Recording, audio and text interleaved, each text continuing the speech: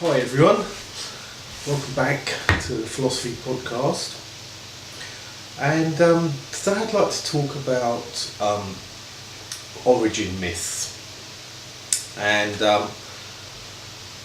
all societies have had an origin myth, or in other words, a story about how human beings came to be alive, how the planet came to be here, how nature came to be the way it is. And so it's an origin of all things. And this is one of the major questions that every human being who thinks about their life and who's conscious of being alive is going to think to themselves, well, why am I here? How did this all come about? And as I say, every society's had this kind of story. It's almost a necessary part of a society. And our own society in the West, in the Anglified West, which is what I'm familiar with, has also its own origin myth. And just like all previous societies, we see our own origin myth as being true. And we see other societies' myths as being untrue. And it's quite amusing in a way, because our origin myth has always been evolving in the West. For a long time it was pretty much, we adopted the Jewish origin myths of the first few books of the Bible, with Genesis and so on. But now we've got arguably a more true picture of our origins through science. Certainly we can say it's a more rational viewpoint, in that there's more evidence to support the origin myth that we have in the West. That said, it should be understood also that it still is an origin story, and we only what we do understand is quite a small amount of the story. And the evidence we have for what we do understand is patchy, and the theories we have to explain that evidence are also able to be called into a lot more question than most people are aware of. So let me just say our origin myth roughly as it stands at the moment. At some point around 14 billion years ago, Earth years, for some reason something came into existence and it went bang. It exploded. And then it expanded very rapidly for a small amount of time. I think it's like 20 seconds. And this is called I think it's called inflation, that's right. And you have to have this to explain certain evidence we do have about the universe. So inflation, I think the universe expanded many millions of times in a few seconds. I don't think, as far as I can tell, it's not really well established how that happened or why. And then around 4.5 billion years ago, to cut a long story short, the solar system, the solar system began to form, and planets also formed around the sun, and one of those was the Earth, and happened to be in a good position relative to the sun so that liquid water could survive on the surface.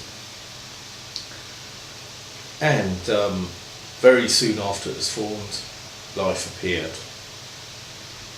Then for a long time life was just single cell plants essentially, and then they became multi-cellular, and then you got sort of kind of animals which fed on the plants, the microplants, and then there was competition between animals in that some of the animals fed on other animals rather than the plants, and that initiated a kind of arms race among the animals. Those that were fed upon and those that fed on, the prey and the predator, was a kind of arms race which we call evolution. And so the prey developed defensive mechanisms and the predator developed offensive mechanisms, and as the prey developed better defences, if the predator didn't develop a way to get past those defences, that predator would die out and another predator would take its place. And these defences more or less come about randomly, and these offences, they more or less come about randomly. So in each generation there's a certain amount of mutation. Some of those mutations are actually useful, i.e. they're defensive or they help to overcome defences, and so they survive, and that's how evolution works. That's the story. And then so now what we see is the result of that process going on for millions of years. We've now got all these highly complex systems of defence and offence. That's the plant and animal world we see today. And at some point human beings evolved, and they had they made a kind of quantum leap in design through mutation, through random mutation, and that was they became self-aware, and at that point they kind of transcended the previous paradigm essentially of evolution, and they could start to think about the world in real time rather than over evolutionary periods of time, having to adjust to new circumstances in the world. A human being can sit there for 15 minutes and say, what could I do about this? I could pick up this rock and smash this nut open. Bang. So instead of having to develop a bone on the side of your hand that can smash nuts, you can actually just look around in the world and actually come up with a solution in seconds. And in reality it probably took millennia to make that leap, but potentially in seconds you could come up with that solution. And now evolution for human beings is cultural. It's an evolution of ideas, and ideas come and go, and one of those ideas of course is origin myths, and so we're back to the subject. So that's the story of, that's the scientific story of how human beings come to be on this wonderful planet.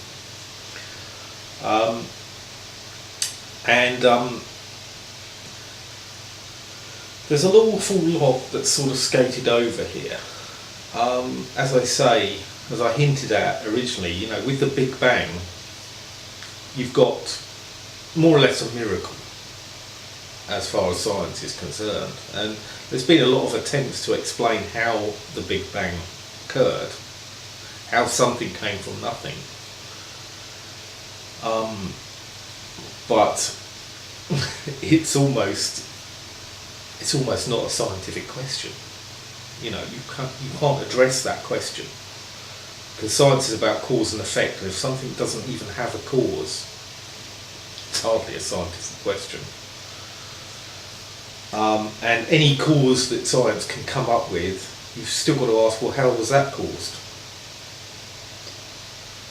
Oh, yeah. So, okay, so give me one miracle and I'll explain the rest, as one famous scientist said. That one miracle is the appearance of everything in the universe in a split second.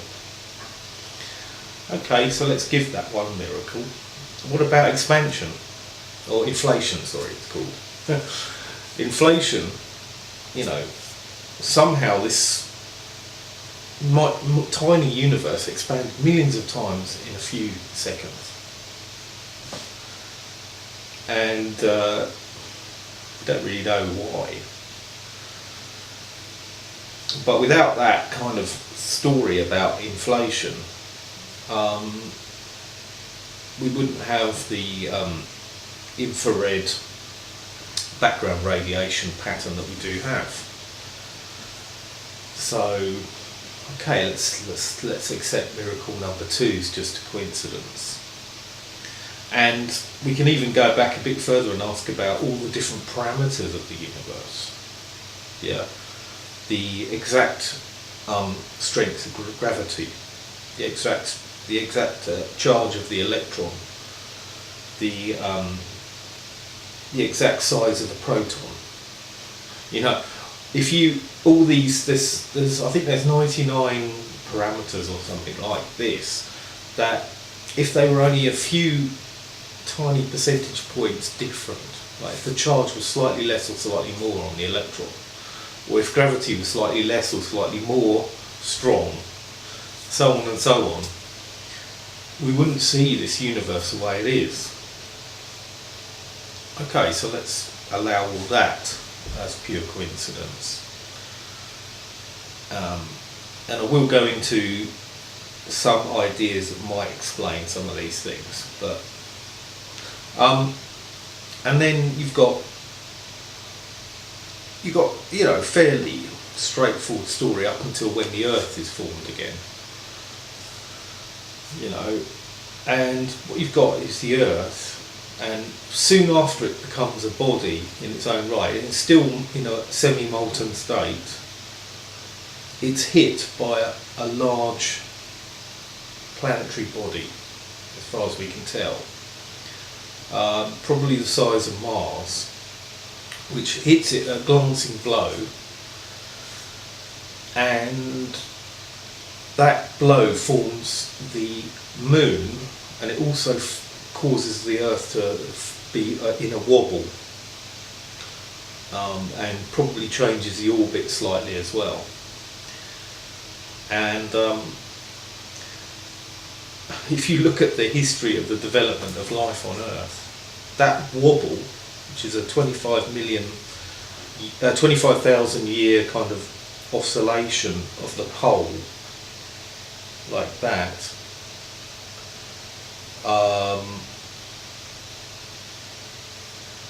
if I remember right, there's a couple of wobbles, but there's one that's sort of 25,000 year oscillation like that, has had enormous effects on life. And if you look at the moon, you could almost say the moon was the life bringer and the life protector on this planet in a lot of ways. Because the moon is what stirred the oceans, which probably helped life start very early on. Provides light at night some of the time. It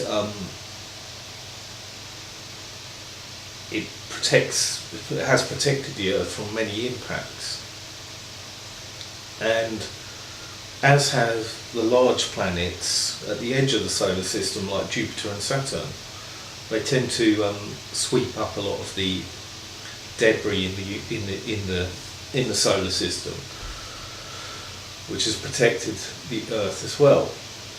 And yet, somehow it didn't protect us from the good meteorites, i.e. comets, which are thought to have brought the amount of water that we see on the Earth here. Because where's all this water come from? I was just talking about the formation of the Earth. It was a blob of molten rock.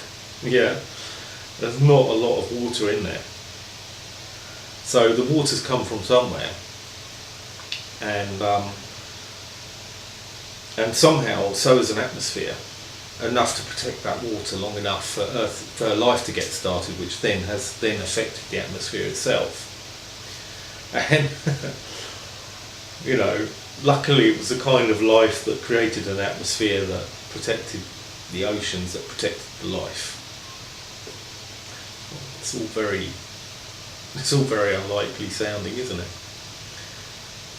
So, okay, yes, we've got how many myriad miracles now?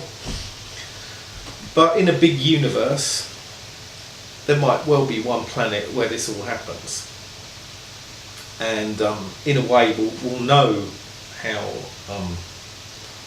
how miraculous this planet is when we start to be able to explore the universe more widely and see how many other planets have got life at all. We haven't found any yet, any conclusive evidence, as far as we know, that life has formed on any other planet. And then we'll see, well, how likely is it for multi-cellular life to form? Because you need that really to get evolution going. It's not really understood how that jump was made from single cellular to multicellular. And that is an enormous jump. Basically that is the jump. That is the point where life really started as we know it. And bacterial single cellular life it's borderline between life and chemistry, really. And so multicellular life. And then we'll also see, well, how likely is it then for multicellular life to become conscious and technological, cultural? How likely is it for evolution to lead to cultural evolution?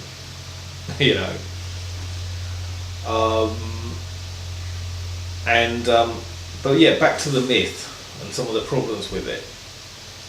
We're kind of taught that evolution explains how human beings have arrived, have become human beings, but the story is much more complicated than that.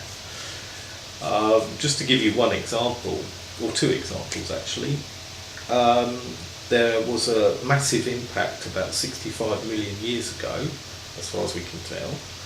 A very large meteorite, I think it was about 1 kilometre wide, hit the Yucatan Peninsula, what's now the Yucatan Peninsula in Mexico, and produced a worldwide catastrophic event which wiped out like 90% of life, I think, 95% of life on the planet, including the dinosaurs, who had been around at that point for hundreds of millions of years.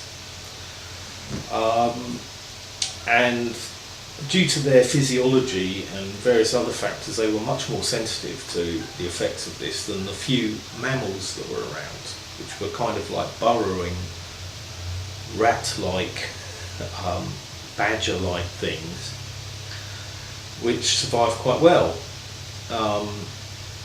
in comparison. And so all the large dinosaurs were wiped out, and these mammals survived, and they were the ones who then, after the Earth recovered from the impact, started occupying the evolutionary niches that the large dinosaurs had occupied. And, you know, without that we wouldn't be here. What would probably be here would be a highly developed dinosaur of some kind, presumably. Though, as I just said, that was 65 million years ago, but the dinosaurs had been around for 140 million years at the point of the impact, I believe, something like that. And yet they hadn't developed technology, none of them had. So yeah, that's interesting. So mammals did it in 65 million years or 70 million years or whatever. Dinosaurs didn't in twice the time. Is there something about the mammalian development that led to tool use, perhaps? Who knows? I mean, we don't really know. Again, there's all these holes in the story. Oh, it's just evolution. The Big Bang, evolution, boom, that's why we're here. No.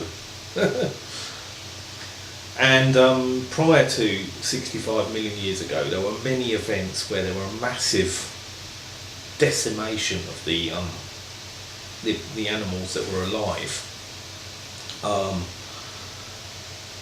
At the time, there was a couple of events, I think around 600 million years ago, called snowball Earths, where the whole planet was covered in ice. And very few organisms survived that, larger organisms. And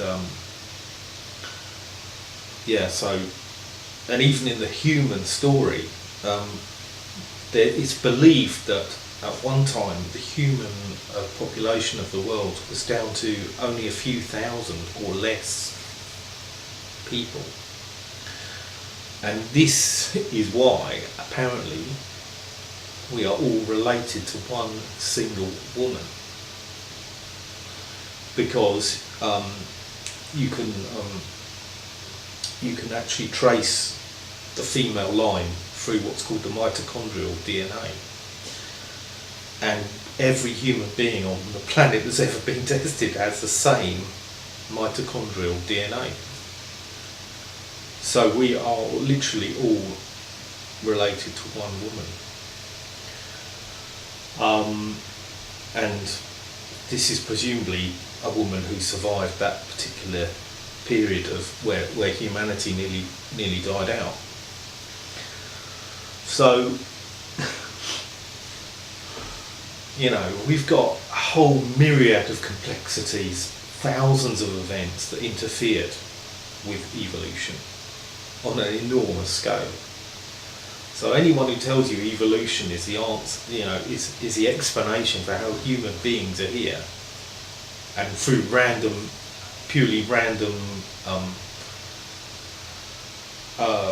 mutation of the genes, is really, really simplifying the story for you.